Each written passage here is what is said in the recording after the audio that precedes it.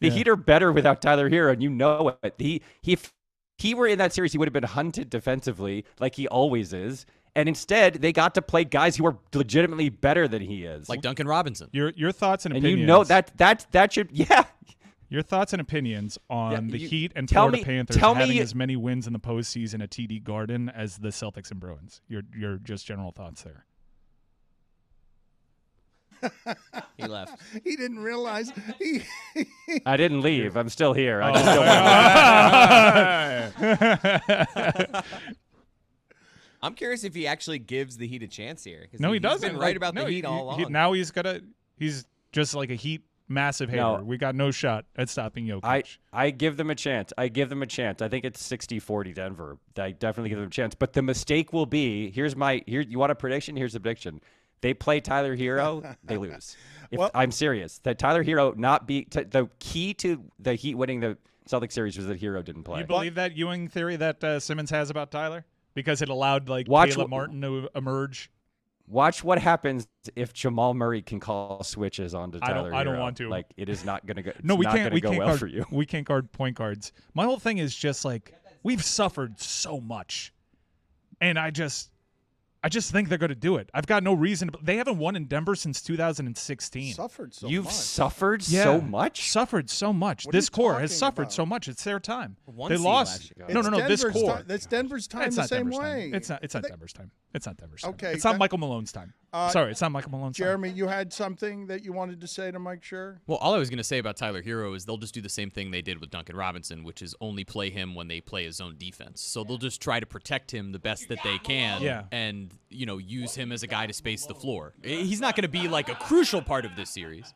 Ease him in. Oh, no, but I'm not sure if the zone works as well when there's a coach who knows how to play against a zone defense, which the Celtics did not have. Fair. And B, when you have Jokic in the middle of that offense and his passing ability, I think the problem for the Celtics the entire series was that they never adjusted. I don't know why. They had 7 games to figure out what every AAU team knows how to do, which is attack a zone defense, and they never did it. Yeah. But the Nuggets and Jokic, like the greatest passing big man and maybe in the history of the NBA, that zone doesn't work the same way. It will not work the same way. Tell me you're That's bringing true. back Missoula. Just tell me you're bringing back Missoula. That dude. Missoula's Brad's guy. I think he comes back. That dude just ain't it. He's so surly, too, in the Dude, interviews. the post-game press conferences, it's just a bad look. It's pretty embarrassing. I would just have no confidence in that guy.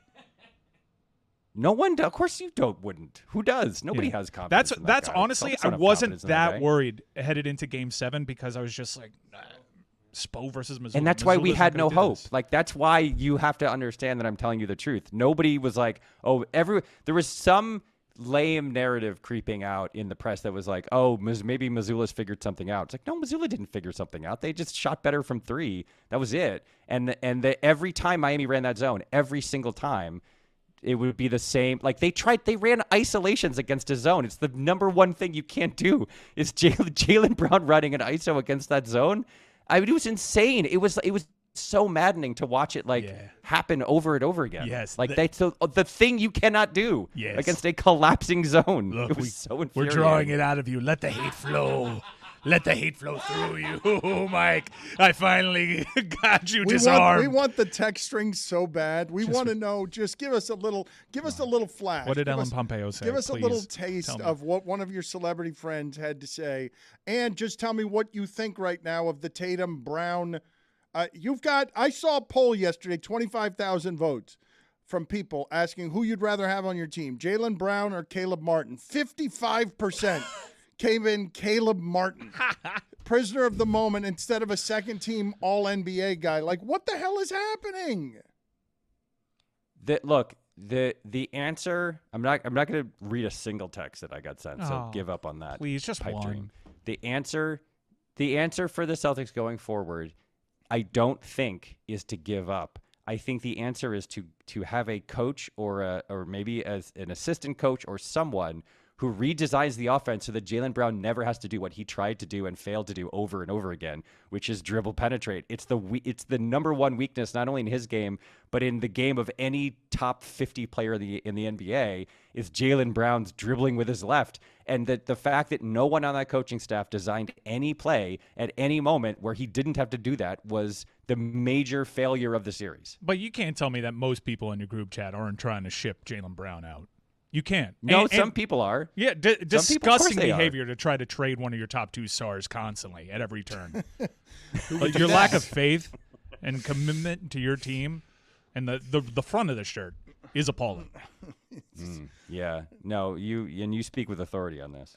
Tatum, where are you on Tatum? Mike Ryan, for 3 days, speaking on behalf of all Heat fans, anytime I mention that Tatum was hurt on the first play, he believes it's sacrilege and a discredit to everything the Heat accomplished in Game 7. Yes, I'm sure that if Jimmy Butler had hurt his ankle in the opening minutes of Game 7 and the Heat had lost, he would be not blaming that on the injury. Last year in the Eastern Conference Final, we'll mention Strus's foot going out of bounds. We won't mention. Oh, yes, Strus. No, because Strus and Tatum are the same. No. But what we won't mention is Peyton Pritchard taking Jimmy Butler out of Game 3, and you had one of the few memorable Bam Adebayo playoff performances there, and he was dealing with that the entire time, and you forgot about it in Game 6 because he conquered it. Jason Tatum was out there. There were plenty of injured players on the Miami Heat. Jason Tatum was out there, inexplicably not getting his ankle worked on, even though this was an injury that would have kept him out of the NBA Finals, blah, blah, blah. You know that limp was correlated to the spread. You know that he's been doing this. He did that at the last Eastern Conference Final, too. Remember the shoulder? First basket he put up. Just in case, setting the table for his excuse. You cannot tell me Jason Tatum doesn't embellish stuff.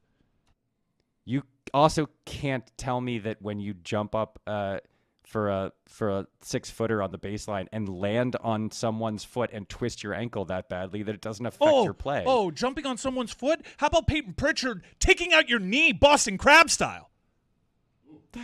We didn't talk about that. You know why? Because we're built on culture. We're tough. We don't make excuses over here. Yeah, occasionally a plane will get delayed 3 hours, and that deserves some attention.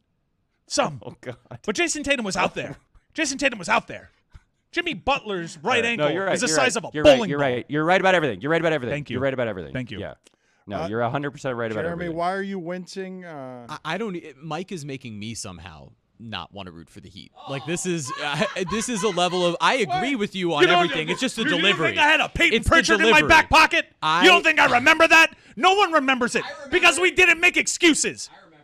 The reality is that Jimmy Butler's ankle has been hurt since Josh Hart purposefully took out his ankles in the previous series, and Bam's dealing with a shoulder. And all these guys are hurt at this point. Does Jason Tatum affect his rolling of an ankle absolutely affect that game? Yes. Was he still out there?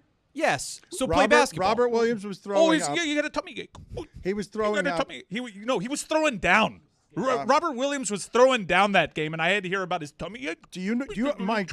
I want you to. I need you to look in. Bubble guts, Mike. There was one player that threw up in that game, and it was Jaylen Brown all over the front of his jersey. I need you to look in a mirror right now and understand just how odious you have to be for Mike Schur, human being who is decent, to throw up his hands like he would with someone with an AR-15 and a MAGA hat.